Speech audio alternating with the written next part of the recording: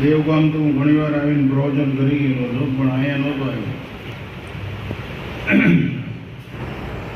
પ્રથમ જય ઘોષ કરશું ઉદગીત સ્વરે. દેવગામનું વિવાહમંડળ બ્રહ્મનાથથી ગુંજી ઉઠે.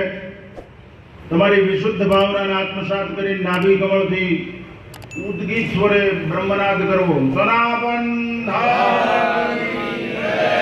ચૈતન્યમ શાશ્વતમ શાંતમ વ્યોમાતીતમ નિરંજનમ નાદબિંદુ કલાતીતમ તસ્મૈ શ્રી ગુરવે નમઃ.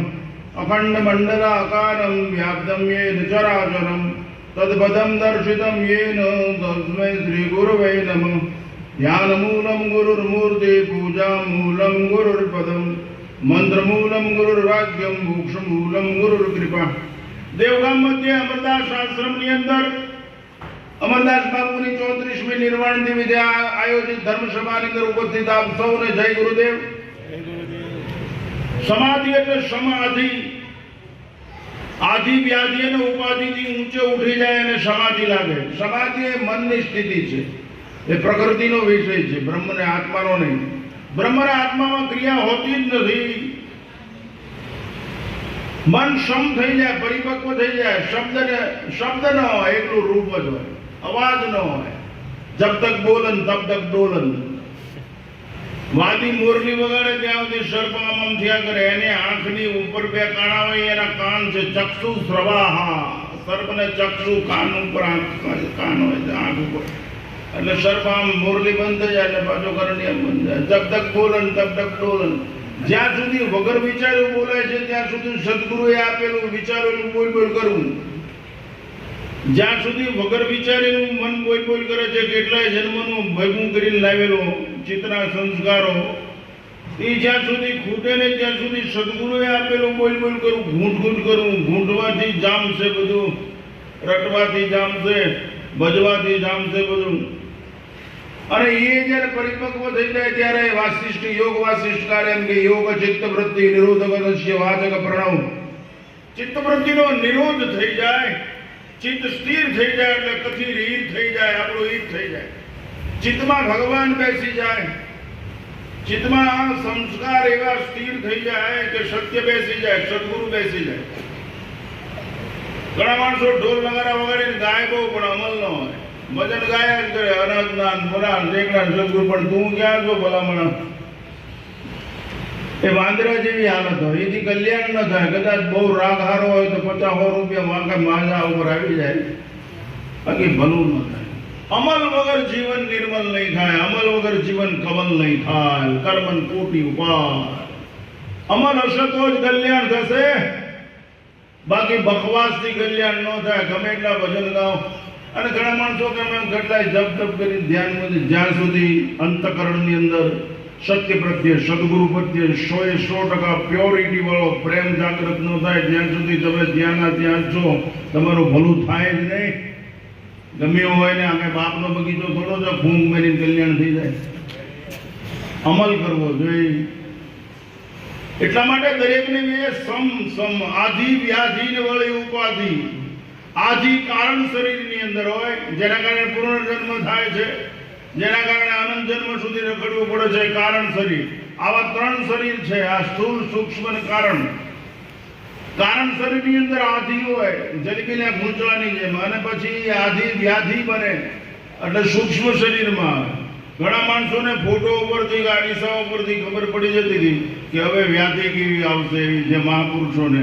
એટલે એ શિષ્ય સેવક આવે છે ને, અમે જોઈને કે તારે થોડીક તકલીફ રહેશે ભાઈ, આમ થશે. ઘણાને એમ થાય કે આ બાપુ કંઈક જાણે. એવું નથી. એ વ્યાધિ છે, એ કારણ શરીરમાંથી આવી હોય, ઉપાધિ છે. વ્યાધિ થઈને આવી હોય, આધિમાંથી વ્યાધિ થાય ને વ્યાધિમાંથી ઉપાધિ થાય. સૂક્ષ્મ શરીરમાંથી પછી આ સ્થૂળ શરીરમાં આવે ઉપાધિ. શરીર એ જ ઉપાધિ છે. હું શરીર છું એ ભાવ જ ખતરનાક છે. હું બ્રહ્મ છું, આત્મા છું એ સદભાવ સ્થિર કરવો એ સહેલો નથી, રમકડાનો ખેલ નથી. માણસે એના માટે લગાતાર પુરુષાર્થથી જીવવું જોઈએ, સદગુરુના શરણમાં રહેવું જોઈએ, સદગુરુએ આપેલા શબ્દનું વારંવાર રટણ કરવું જોઈએ, દોહન કરવું જોઈએ, ભજન કરવું જોઈએ.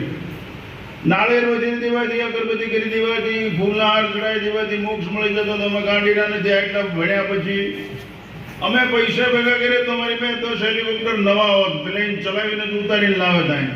બાપુ પૈસાદાર થઈ જવું બહુ સહેલું, સમજદાર થવું બહુ અઘરું છે. સમજદાર થવું, બધું બની જવું સારું છે. માણસની બનાવટ કરવી બહુ સહેલી છે. માણસ દેખાવના માણસને સ્વભાવનો માણસ બનાવો ને એ સદગુરુનું કામ છે.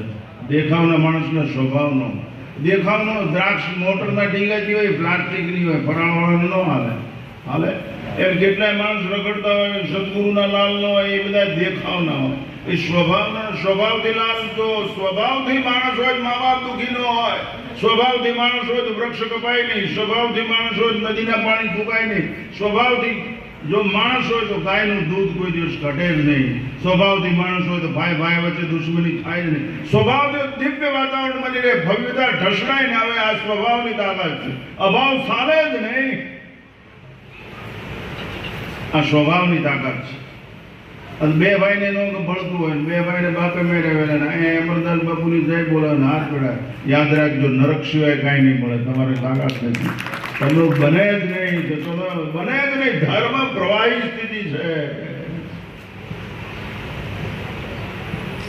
એટલે માટે આ અમરનો દાસ છે.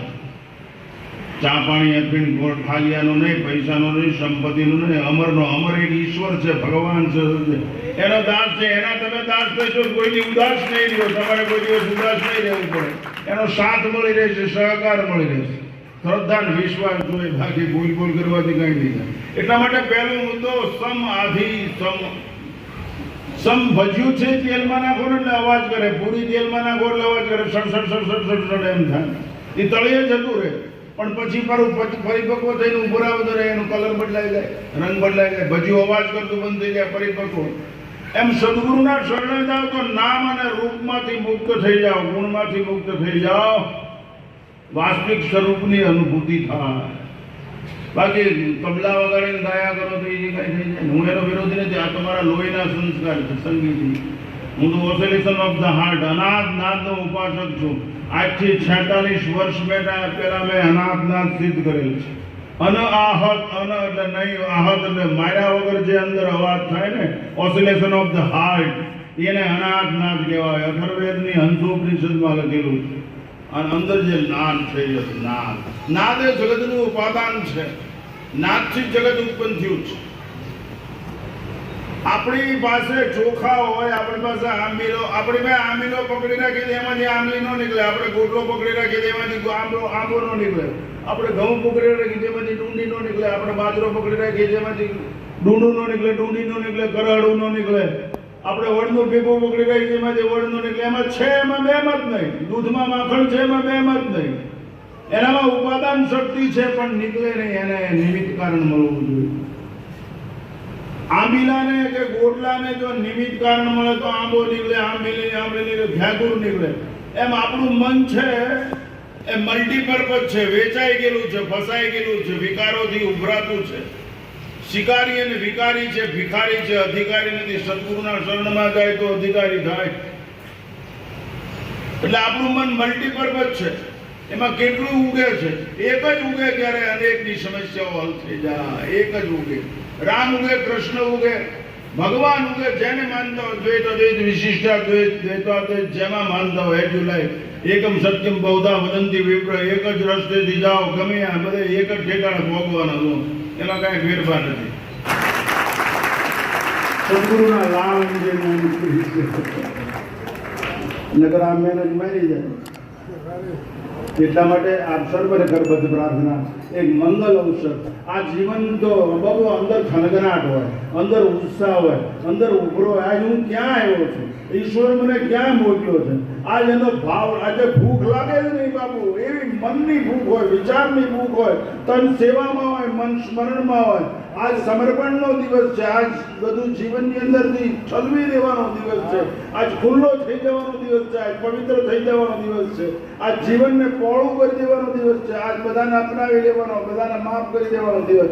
આવો પવિત્ર મંગળ દિવસ એટલે 34મી પુણ્યતિથિ અમરદાસ સાહેબની આવી તિથિ નિમિત્તે આપ સર્વનું કલ્યાણ થાવ, મંગલ થાવ. સર્વેત્ર સુખિન સંતુ, સર્વે સંતુ નિરામયા, સર્વ ભદ્રાણિ પશ્યન્તુ મા કચ્ચિત દુઃખ ભાગ ભવે. ઓમ શાંતિ શાંતિ શાંતિ શાંતિ.